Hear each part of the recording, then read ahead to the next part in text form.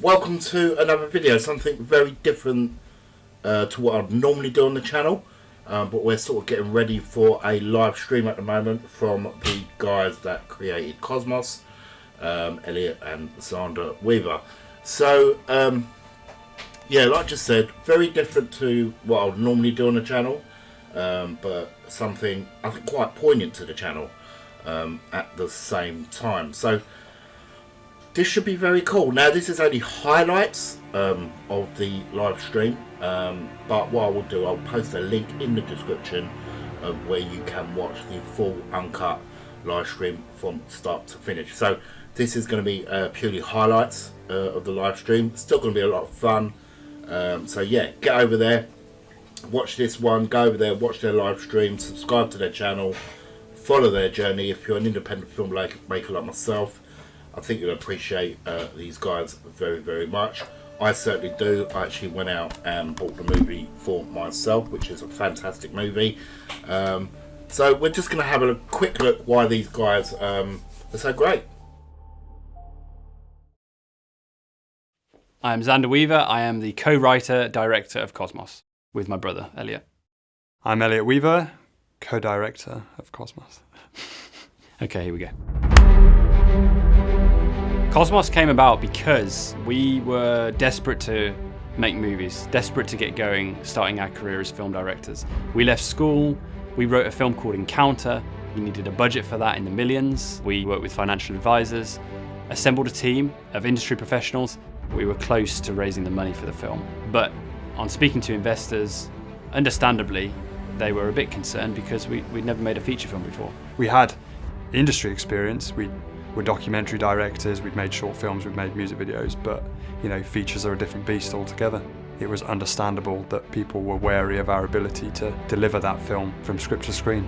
Their advice to us was, go off and make a movie, which is a bit tricky because when you're trying to make a movie and someone tells you to go make a movie, you think, well, that's what I'm trying to do.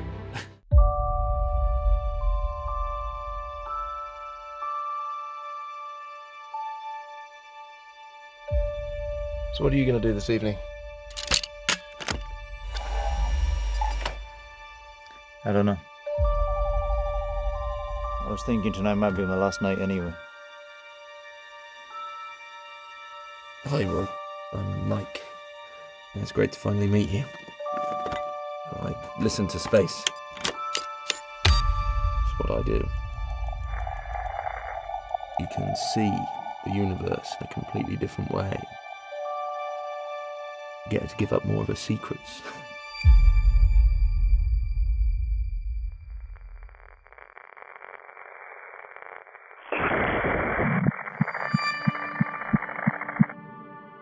What's going on? I think I found something.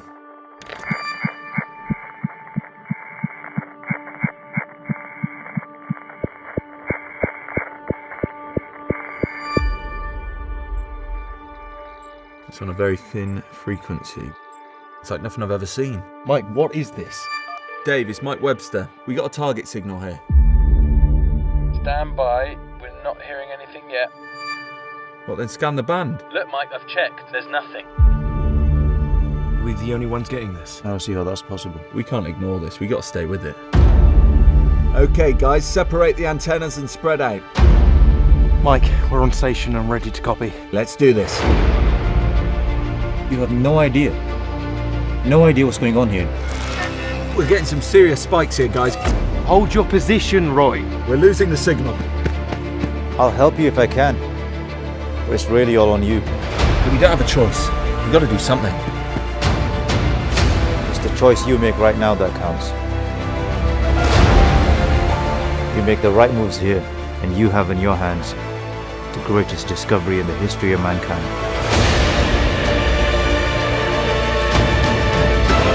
Hold on! Hold on! Oh, right! Run, Mike, run!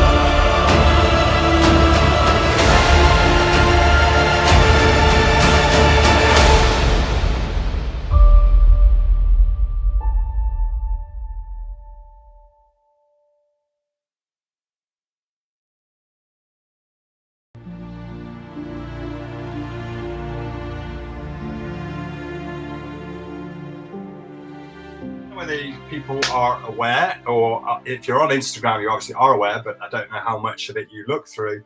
On our Instagram, on our Cosmos Instagram, we have an entire stream of making of content that dates back all the way to the beginning of our shoot back in our production back in 2013, and there's all the goodies on there, all the goodness and learning, and being able to decipher how we did it, and so you can apply it to your own films. Definitely worth checking out, because we reckon quite a few people may have joined us well after any of that was happening. A lot of people would have joined us.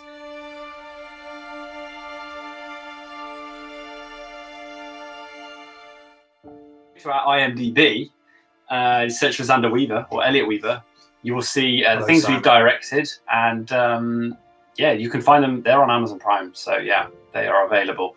Probably recommend some of the later stuff, because obviously I think we got better at doing it, but we're proud of them all. So if you like space, if you like NASA, that's what we made the documentaries about. It was all about the Apollo program, going to the moon, all very inspiring stuff. We also have some for free on Vimeo, which are about the First World War. Yes, we do. Free to view. Those are great. There's a trilogy of films. One of them's about Tolkien, the writer of Lord of the Rings, but they're all about the First World War and their experiences in the First World War. So yeah, either check out our Vimeo for some free docos, or if you're on Amazon Prime, you can stream them for free. That's pretty sweet.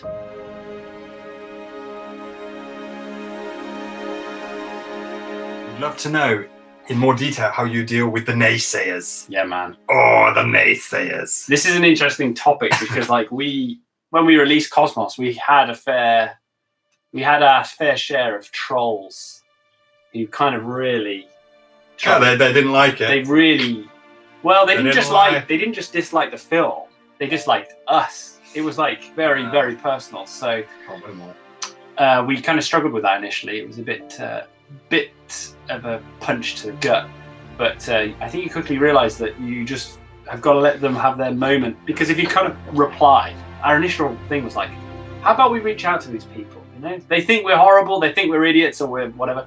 Let's just and say, hey, it's all good. Because I'll give you some context. What happened was people were watching Cosmos and leaving positive reviews on IMDb.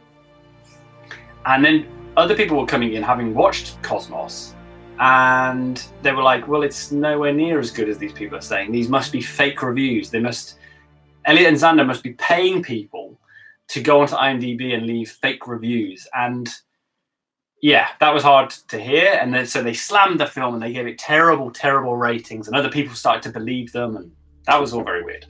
I think now it's past 1,300 reviews on, or not reviews, but ratings on IMDb. I think those people have finally gone, actually, they probably haven't paid 1,300 people to leave a rating. But I think the tip would be, let them have their moment. Don't really interact with them, because actually you can't change their mind. They're never going to go, actually, you know what? Your film was good. I thought it was terrible, but actually you've changed my mind.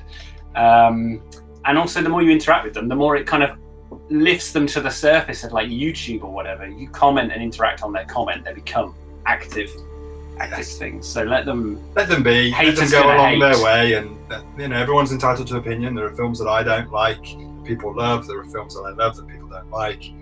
So have I just said the same thing twice? Probably.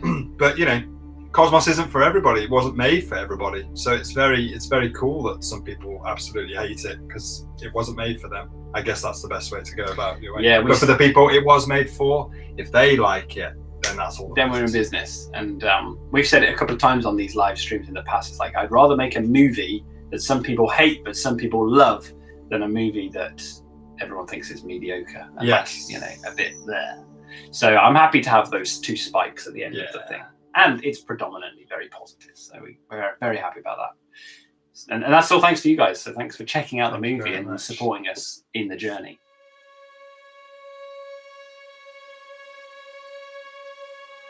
Paul here says, guys, the angle shot in the car looks quite tight but awesome. Thank you. On screens. Did you run into any difficulties while filming in such confined space, and how did you solve them in any way, if any? The angles were quite tight. We wanted actually that aesthetic. We wanted to get the camera inside the car rather than film through the windows on a longer lens and feel like we were observing the characters. We wanted you guys to feel like you were the fourth astronaut, and so we wanted the camera to be inside, up close. We like filming close on a wide angle lenses. We feel like if you put the camera inside, almost like someone's personal space, it's very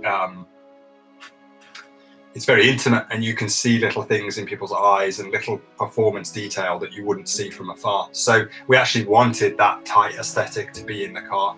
But there were challenges with filming in that tight space, challenges rigging the camera, challenges directing and getting in and operating and with the mic and lighting. It was a tight space, and sometimes there was the three actors and Xander and I in the car at the same time, like pushing the slider.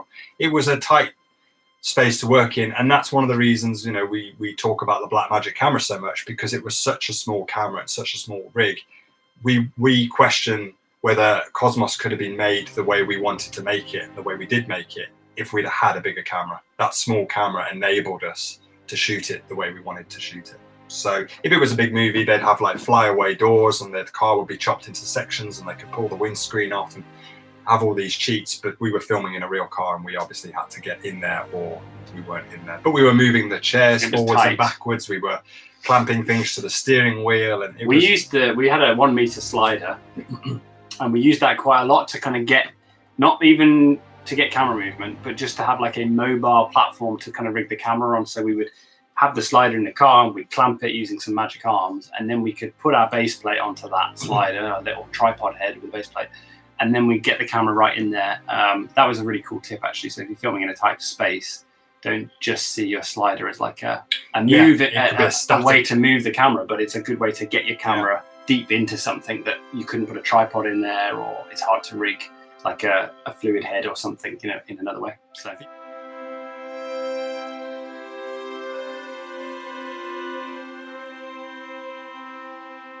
No, it's not. The speed boost, all it does is it's going to give you like an extra stop of exposure. And it'll widen your lens a little bit. Yeah, and it will fix the crop factor. But it won't change the way the picture looks. No, it won't look different. But it's great. It's like it's a valuable, really useful tool, but it won't change much in terms of the look, if that's what you're worried about. Paul asks, guys, while writing the script, did you find yourself with ideas that wouldn't necessarily fit into the story you're working on, but place them in the corner for future projects? Yes, we did. We had lots of ideas. Again, we were talking about this relatively recently. One of our ideas was like, I wonder if, you know, the aliens can sort of come down in through the radio waves, and they go into the headset of, say, Mike, and they possess him, and Mike becomes like an alien in a human body, for example. That was we were like, that'd be cool. And then we went, actually, no, that would spin Cosmos in a direction that, although cool and interesting, wasn't necessarily where we wanted to take it. So in the development of ideas, you do have to, we try to keep our eye on the end goal of what we want the film to be, so you don't end up with a bit of a Frankenstein's monster where you're going, I wanted it to be a heartfelt, sincere, earnest story about friendship, but there's this really sort of out of place, quite sinister moment in the middle of it. So yeah, you do come up with ideas that you think are great ideas, but they just don't work in your film.